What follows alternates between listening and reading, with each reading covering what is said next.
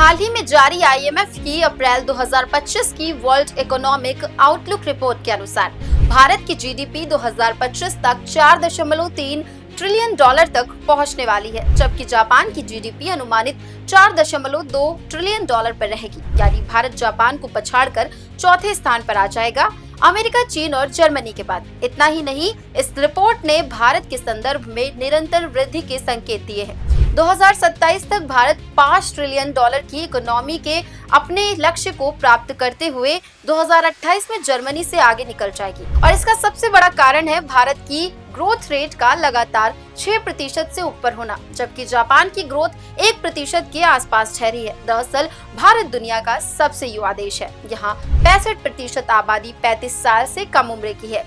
यही आबादी भारत के लिए सबसे बड़ा ह्यूमन कैपिटल है। Make in India, PLI scheme और आत्मनिर्भर भारत जैसे कदमों से भी उत्पादन को बढ़ावा मिला है। साथ ही स्टैटिस्टा की फेब 2025 की रिपोर्ट के अनुसार भारत की प्रति व्यक्ति शुद्ध आय यानी per capita net national income वित्तीय वर्ष 2025 में लगभग 2 लाख तक पहुंच गई है, जबकि जापान की जनसंख्या में लगातार गिरावट और उम्र दराज समाज यानी एजिंग पॉपुलेशन, जिससे जापान की एक बड़ी आबादी अब कामकाजी उम्र से बाहर हो चुकी है। पिछले कई वर्षों से जापान की आर्थिक वृद्धि ठहरी हुई है।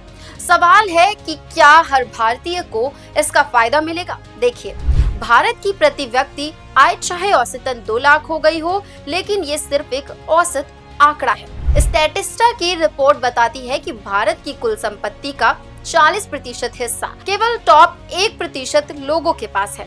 यानी आर्थिक असमानता अब भी एक गंभीर चुनौती बनी हुई है।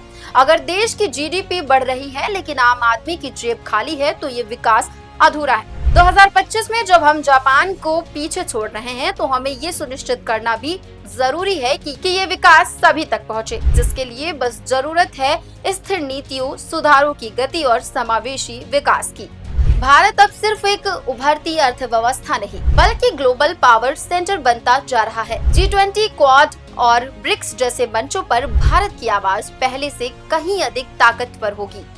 विश्व निवेशक, नीति निर्माता और टेक्नोलॉजी कंपनियां भारत को प्राथमिकता दे रही हैं। क्या आप मानते हैं कि भारत आने वाले समय में जर्मनी से भी आगे निकलकर तीसरी सबसे बड़ी अर्थव्यवस्था बन सकता है? कमेंट करके अपनी राय हमें जरूर बताएं। अगर वीडियो पसंद आया हो तो इसे लाइक करें, शेयर करें और चैनल को सब्सक्राइब करना ना भूलें।